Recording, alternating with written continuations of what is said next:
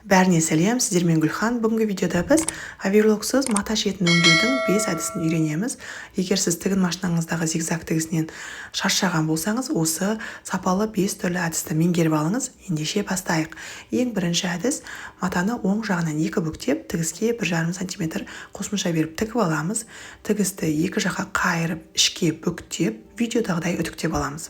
Бүктелген жерге 1 мм жеткізбей, екі жағынан да толықтай закрепка беріп тігіп шығамыз. Сонда бізде осындай қос тігіс пайда болады, ішінен де сыртынан да көрінеді.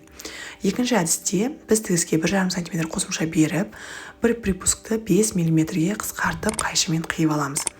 Припусктың ұзын матасымен қысқа бөлікті алып, бүктеп қайырып, шетіне 1 мм жеткізбей тігіп аламыз. Сонда бізде іші де сырты да таза өңделген жұмыс шығады.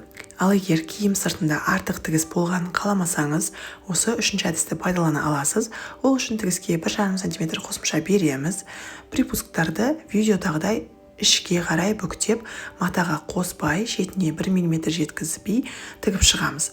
Тігісті үтіктеп, қалаған жаныңызға қайыра аласыз. Сонда сыртынан ештеңе көрінбейтін таза өңделген тігіс пайда болады. Келесі тігісіміз ол астарсыз қалың маталарды осындай касая бейкамен өңдеу. Ол үшін тігіске 1 см қосымша беріп тігіп аламыз.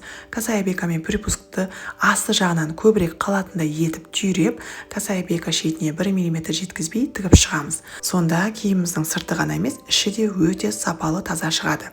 Соңғы ең оңай әдіс бұл киімнің матасын бірінші оң жағынан шетіне 5 мм жеткізбей тігу. Содан кейін припускты ішінде қалатындай етіп жатқызып, шетінен 1 см ара қашықтықта тігіп шығу. Сонда ішінен де сыртынан да артық жіп шығып тұрмайтын болады. Осымен біз оверлоксыз мата шетін өңдеудің 5 жолын үйреніп алдық. Осы әдістің қайсысы сізге ұнады және қайсысын сіз жиі қолданасыз, комментарийға жаза кетіңіз. Киім тігуді нөлден үйренгіңіз келсе, каналға бірден жазылып алыңыз. Сіздермен болған Гүлхан.